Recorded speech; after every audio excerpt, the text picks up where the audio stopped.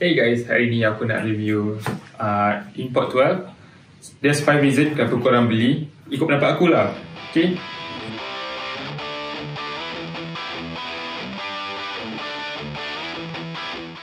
So kalau korang baru lagi kat channel ni, a like and sub will be really appreciate. Now let's get into the video.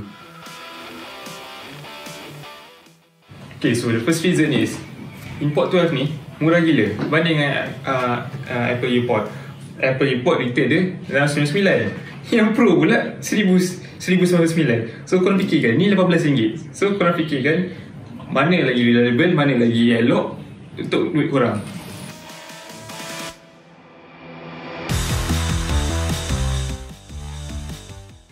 By all means, benda ni sebiji macam Airpod. Tapi memang tak standing lah. Dia guna Bluetooth 5.0, the latest one. So tak ada latency ke apa. Luaran dia memang sebiji macam Apple punya produk. Beza dia, well, it's cheap, RM18. Beza dengan harga RM999. So it's the same thing. Even sampai ke dia punya earpod pun sama. Okay, so next point is about the touch control. Kat luar earpod ni memang tak ada button langsung, sama macam Apple Airpod. So dia semua touch control kat luar ni. But for me it's a bit sensitive. Tak tahulah, mungkin this is my problem. Tapi yang lain okay, tak tahu. Tapi it's okay.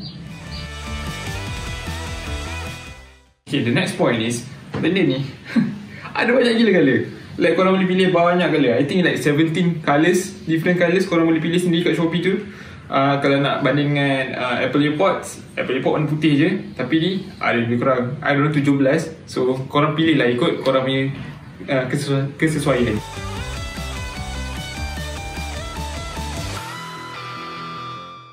Okay, so guys, final point dia, Inpod 12 ni is good for answering calls. Okay, memang good. So quality wise it's okay, boleh tahan. Nak bandingkan dengan Excel lah, nak bandingkan dengan the real thing memang tak boleh lah. So let's try.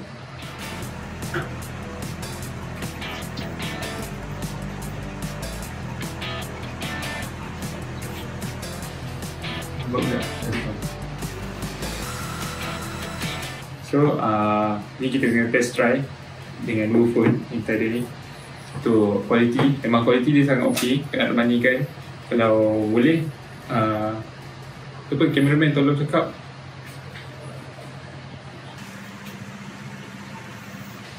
Hello.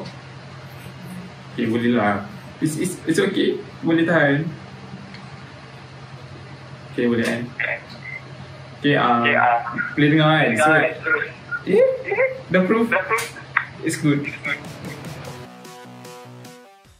So apa kita dapat dari review ni, ada 5 benda. Okay, first thing first, harga dia murah, RM18. Second, dia Bluetooth 5.0, the latest one. Touch control dia agak ok. Film part, warna dia banyak pilihan, korang boleh pilih sendiri. Dan the last one is answering call and semua tu tak ada masalah. Tapi downside dia benda ni, korang kena ingat, benda ni bukan the real thing. RM18 from China. So korang tahulah kualiti dia macam mana. So korang fikir sendirilah, korang nak guna ni in long term ke macam mana.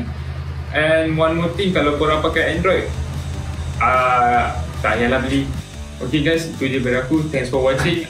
Sekali lagi, sub and like this video. Ciao.